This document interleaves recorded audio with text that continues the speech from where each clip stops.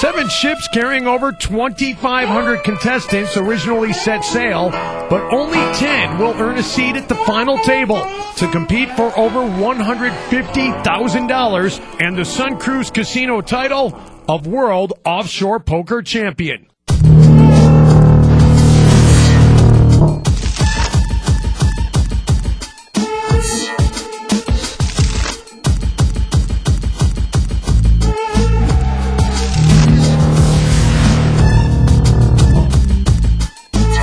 Hey everybody, and welcome to the World Offshore Poker Championships. I'm Dave Benz alongside Bob Nassett, sitting next to the Sun Cruz Casino's Surfside Princess, where all the action for Bob, what is really a very unique poker tournament, will take place. Yes, it is a unique tournament. First of all, we're going to be playing outside the 3-mile limit on this beautiful cruise ship.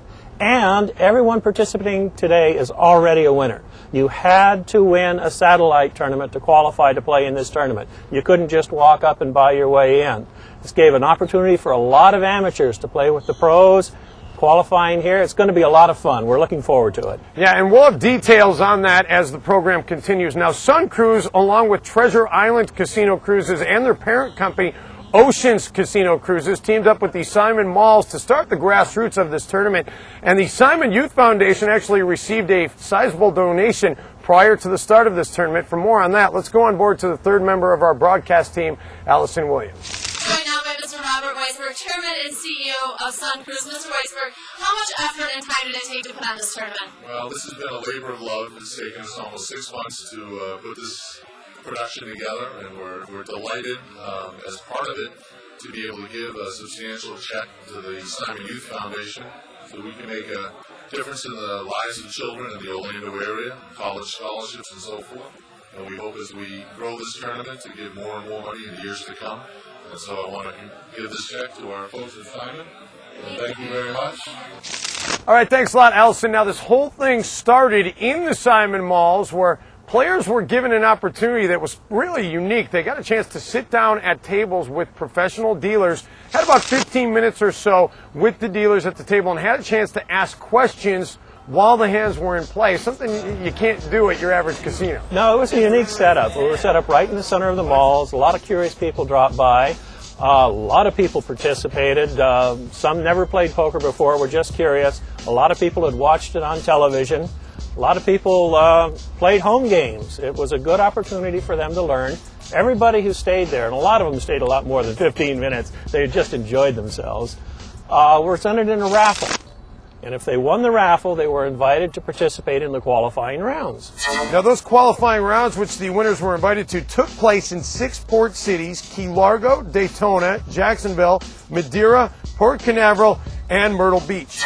And Bob, all those preliminary satellite cruises, if you will, resulted in our final field that arrived here today. Yes, we had over 200 winners, all vying for a final spot today in this championship event. Only 10 spots on that final table, and here are our finalists.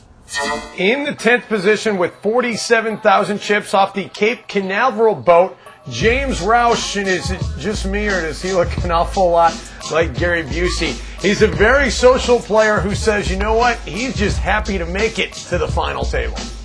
I was happy when I got to the table and I said all I wanted to do was make the final table, and that's all I was happy with. And I would have made 1,000, 300, and I was more than pleased. The number 9 position belongs to Mike Dwyer from nearby Satellite Beach, a guy who started playing at Bally's out in Las Vegas. He's got 57,000, and he's got big plans at this final table. I had hoped I could make it to the final table. It was a long, hard fight. I ran some good cards. I got lucky a couple of times. That's what it takes to get to the final table. You got to have that luck of the draw. And I was able to survive, and I made it to the 9th. I was happy, very happy. In the 8th slot, Ron Cipher, another local, and this 66-year-old is in it to win it. Let's just hope he plays better than he walks. Ron says he spent over $4,000 in books learning to play poker. You learn something in every book. You learn something almost every time you play, too. Another 20 years, I'll be pretty good. In the 7th slot, Air Force Staff Sergeant Anthony Higgins, who qualified off the Jacksonville boat with 192,000 chips, and he's really fired up about letting his friends see him play poker on TV. I actually went to Vegas with one of them year before last, and I called him and told him, I said, "Hey, I'm coming out here. I might be on TV. I don't know. I got to make the final table." And I don't know. I'm gonna tell him when I get home. I'm gonna call him up and say, "Make the final table. Watch me on TV. I'll be there." Up next, the lone lady in the field, Debbie Landy, 218,000 chips off the John's Pass boat. Debbie, the type of player who trusts her instincts more than anything else and wears a lucky charm to the table. She's hoping it'll continue to be lucky for her at the final table. I was just praying to get to the last table. Final table was all I wanted.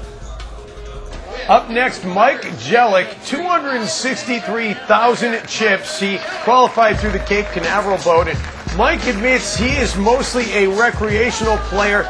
Never imagined he'd be getting this far in the tournament.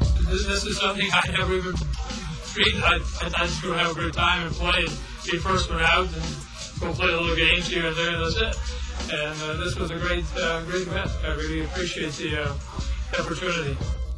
In the 4-hole, meet Anthony Aiello, 324,000 chips he brings with him to the table. He qualified through the Cape Canaveral boat, and he's a fierce competitor with World Series of Poker experience. First time I went to the World Series. I went into a poker tournament not knowing what to expect, not knowing what to do.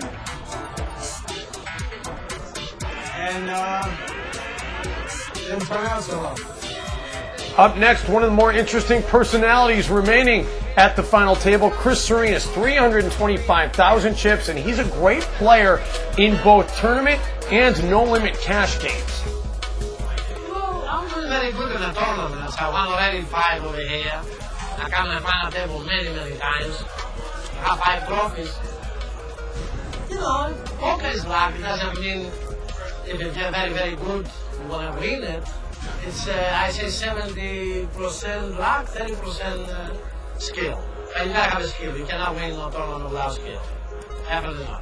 In the number 2 position, Chris Torina, 382,000 chips. He actually runs his own poker website, but Chris admits that this is likely the biggest moment of his poker career. This is the biggest one. It's been mostly satellites and cash games and things like that, but with the level of the prize pool, this is the largest I've played. And the leader of the pack, Charlie Lynn, 492,000 chips as he approaches the final table. A very confident player who knows having that chip lead can be huge. It gives him the advantage of picking his spots.